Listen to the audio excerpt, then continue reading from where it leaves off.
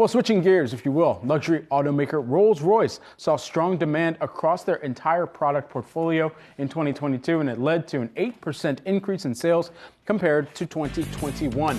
Joining us now to discuss the strong year, we've got Rolls-Royce CEO Torsten Müller-Ötvös, who is joining us this morning, as well as Yahoo Finance's Pras Subramanian. Great to hear about some of the strength that you had seen, and really on the back of a different kind of consumer that Rolls-Royce typically goes after. So what are you seeing in terms of that consumer, and how are you kind of continuing to power through some of the orders that you may be receiving? I mean, first of all, good morning. Yeah, we had a fabulous year last year, and for the first time ever, breaking through 6,000 cars worldwide. But I think even more important than volume is probably the price position we achieved worldwide. On average, $500,000 a Rolls-Royce goes now for, and that is quite an achievement. That was 10 years ago on 250,000, so quite a substantial higher positioning of the brand. The clients themselves became even younger last year, so we are now on an average age of 42. We are even younger than a brand like Mini, for instance, and I've seen, particularly from the younger ones, what I call fantastic bespoke commissions that were created here together with our design team. So I must say we have seen also record levels on the bespoke side. So all in all, a brilliant year. And not to forget, the car behind me, Spectre. We unveiled Spectre, the very first high-end luxury car, full electric. Hey, Torsten, Pras here. Congrats on the strong 2022. I'm just curious about the luxury consumer that you guys are working with these days. And are you seeing any slowdown in their uptake as we sort of enter 2023? Or is it just Rolls-Royce buyers are just wanting to buy more cars? It doesn't matter what the macro settings are. Yeah, we are. Plus, we are quite fortunate because we sit on a strong order bank that already goes far into 2023.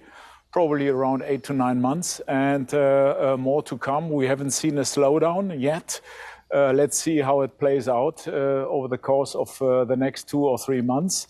I wouldn't say that we are completely immune against any recessionary tendencies, because you know it anyhow that 80% of our clientele is business savvy. They run their own businesses, captains of industries. So when their own company is suffering, then also maybe the appetite might slow down to be seen in a new Rolls-Royce. But I think all in all, very strong sentiment currently, what I sense all over the world. Funny enough, also China obviously was slightly dented last year by COVID, but only slightly. They even produced the second best ever year in history, which is quite a remarkable achievement by the team over there, given all the circumstances the country was in. Torsten, does your customer, I guess that 42-year-old that you just mentioned, do they really want to see your brand making electric cars? Definitely, definitely. I think we are the ones who aren't defined by roaring exhaust noises or loud engines. We are silent. And silent propulsion, magic carpet ride, is what Rolls-Royce is all about. And going electric delivers an even more remarkable magic carpet feeling. I mean, I had the pleasure to drive Spectre already quite some miles, and I can tell you it's stunning. One important thing always is it's a Rolls-Royce first and an electric car second. Very important for our clients. We have shown the car already to quite a lot of clients worldwide. The order book is very strong, even exceeding our expectations. So for that reason, I'm very confident that we hit the nail here on the head with that car. And I'm also very confident in our strategy that we will go further electric, and that by the end of 2030, we are completely electrified. We will see a complete electrified portfolio of Rolls-Royces worldwide. Hey, Torsten, so with that Spectre, are you seeing a younger mix of buyers for that car? And also, are you guys set for later this year for the production of the car and deliveries? I mean, it's difficult to become even younger now, knowing already that on average we are 42, 43. We are seeing quite some similar kind of age structures in our Spectre pre-orders. Funny enough, there are also quite a lot of clients we haven't seen ever before.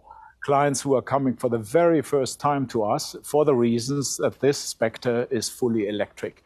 And that is very compelling. And it is also compelling in a way that in the super luxury segment, we will be the only ones also for the next coming years who can offer a full electric car.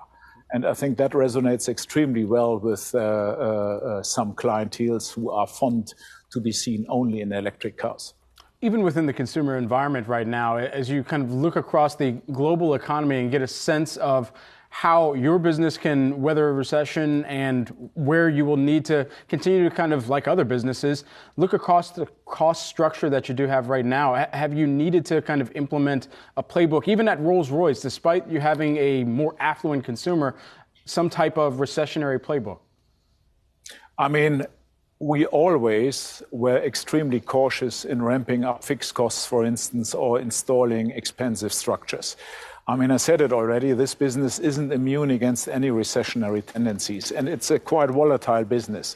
So we might even see years where we even see a drop compared to the previous year. That can happen.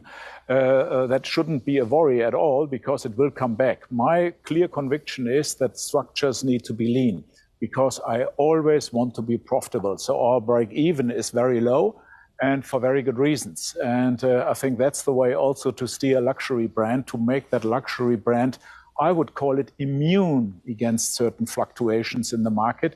You also need to look for a proper global picture in your sales structure worldwide, because not every market tanks immediately. Others go even up, others go down.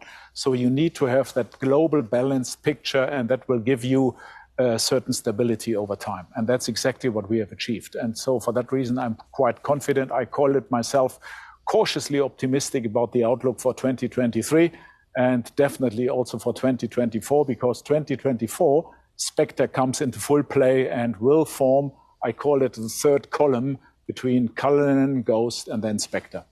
Well, I wish you well on the year ahead. Torsten Müller-Ötvös, Rolls-Royce CEO. Thanks for the time today, as well as Yahoo Finance Senior Auto Correspondent Pras, Subramanian.